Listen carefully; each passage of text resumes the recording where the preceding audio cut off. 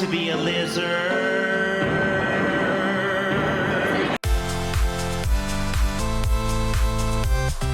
What is up, Flick fans, and welcome back to my channel. I just got back from Godzilla, King of the Monsters, and today we are going to talk about it. I need you all in the comments down below. Did you like this movie? Did you not like it? Are you looking forward to it? If you haven't seen it yet, I want to talk about it, but first, I'm going to give you guys my thoughts on Godzilla, King of the Monsters. So the cryptozoological agency Monarch faces off against a battery of god-sized monsters, including the mighty Godzilla, who collides with Mothra, Rodan, and his ultimate nemesis, the three-headed King Ghidorah. And my anticipation level for this movie was sky high. The trailers are some of the coolest trailers I have seen this year. The imagery was beautiful. The music within the trailers was fantastic, and I was excited for the cast. I think the cast is incredible, and truly one that could carry this movie to victory if it has solid direction and if it has a story that the audience can relate to. Now, there are two aspects of this movie that I'm going to hit on today. One is a really good aspect, one is a really bad aspect. I think a lot of audience members are going to fall on one side or the other,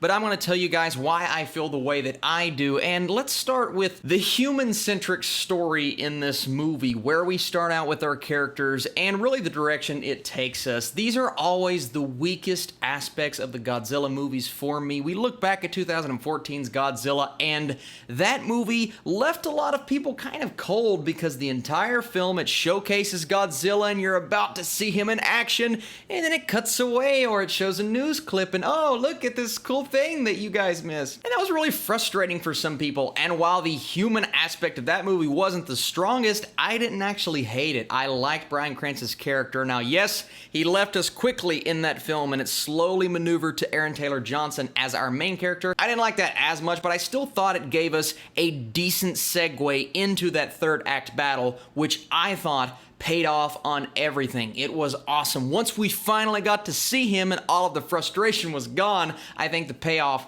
was really good. But one thing I love about that movie is the fact that you have Gareth Edwards behind the camera and he knows how to showcase scale. The scale of Godzilla and really the cinematography, the camera work in general was fantastic. Regardless of how you feel about the story and the lack of Godzilla, technically the 2014 Godzilla was awesome, even though I don't think the movie itself was awesome. So I was expecting this one to end up being better than that one. If we look at the human characters in this story, I have to say clearly the weakest part of the film, but not just the weakest part of the film. The story here is bad. The script is bad, and the characters are really dumb. There wasn't really one character in here that I enjoyed very much so, other than the guy who was in the previous movie, and that's Ken Watanabe's character, you know, let them fight. He carries over into this film, and I really like him. There are some emotional moments in this. There are a lot of emotional moments in this movie with all the different characters, and none of them really hit except for certain ones with him,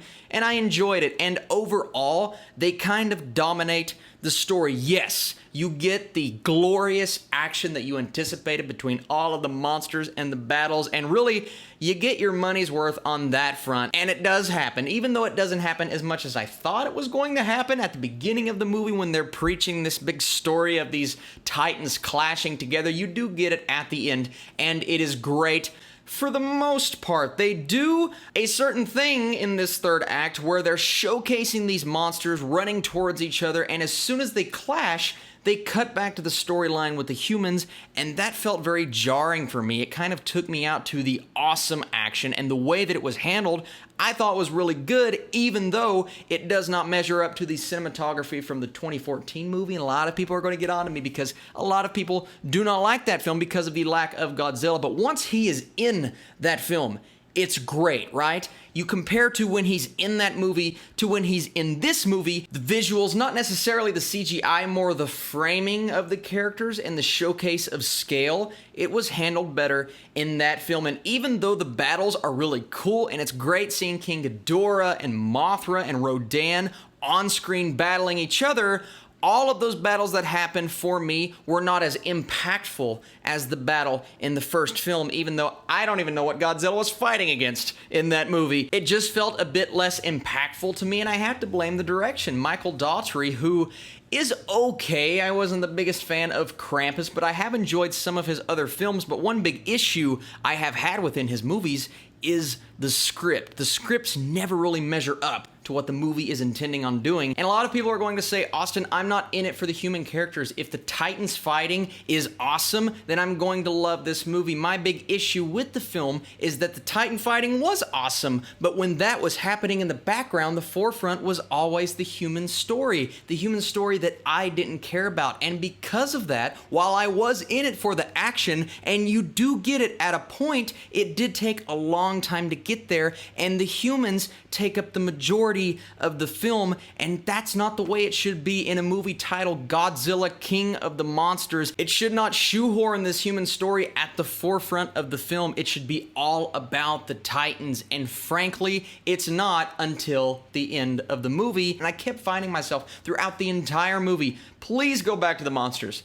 Please go back to the monsters, because these characters, the situations, and the entire plot device of getting these monsters to fight in the first place, frankly, was completely ridiculous. Now, I'm not going to spoil major aspects of this movie, but there are a couple few things I want to hit on. Like I said, the plan to get these monsters to fight, that was ridiculous. Then, as a certain character is explaining that plan to other characters in the movie, one giant exposition dump, which is like writing 101, do not do that, and they did it. There is this video that plays to the characters in the movie that looks like someone edited it right before it played on Final Cut, and they threw all of this footage together of like tsunamis and earthquakes and humanity torturing each other, and it was well put together, I have to admit, but it was just so weird and oddly convenient. While the character was talking, this video's playing in the background, and it's like, did you put that together just to show these characters? It was so weird, but things happen like that all throughout the movie. It's exposition dump after exposition dump, and after a while, it becomes so frustrated. That on top of the technology being so convenient, it's like every time they need to read Godzilla's heartbeat, find this giant monster, do whatever they needed to do. Hey man, type that in the computer and you hear the clicking of the keyboard. I've got it. We've somehow managed to measure Godzilla's lung capacity. It's just things like that. And then you have Vera Farmiga and Kyle Chandler as Millie Bobby Brown's parents in the movie, and they try to build up that family dynamic.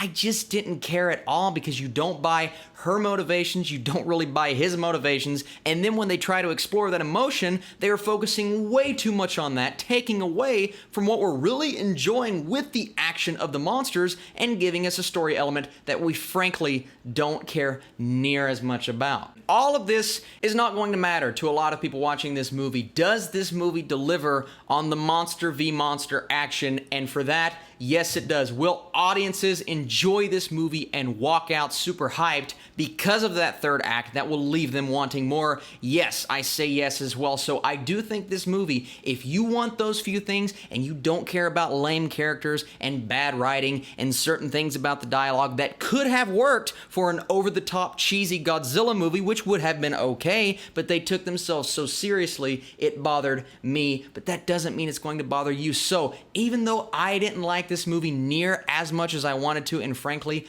I was underwhelmed, I think this will be a film that finds its audience. It will be a bit more divisive than I wanted it to be, but that's okay. Godzilla, King of the Monsters is a fun time in the theater after the first 45 minutes, if you can ignore those things that I talked about. So all of those things being said, I am sadly going to go with a 52%, just because I was so underwhelmed and bummed out by the plot and the story and even the framing of the characters. That bothered me quite a bit, but I still say check it out in a theater just because of the visuals and the CGI alone. All of that is flawless on a technical level. Oh, by the way, the score. That score is really awesome. I hope that carries on into the movie that's coming out next year, Kong v. Godzilla, and I'm actually excited for that as well. So what did you guys think of Godzilla, King of the Monsters? Did it disappoint you? Did it underwhelm you? Or did you not care about any of those things? You just wanted to see monsters battle. And I'd say you were happy with that. Thank you guys so much for watching this video. More reviews to come, of course. I'll be back tomorrow morning with a brand new Netflix review, and I'll catch you guys very soon.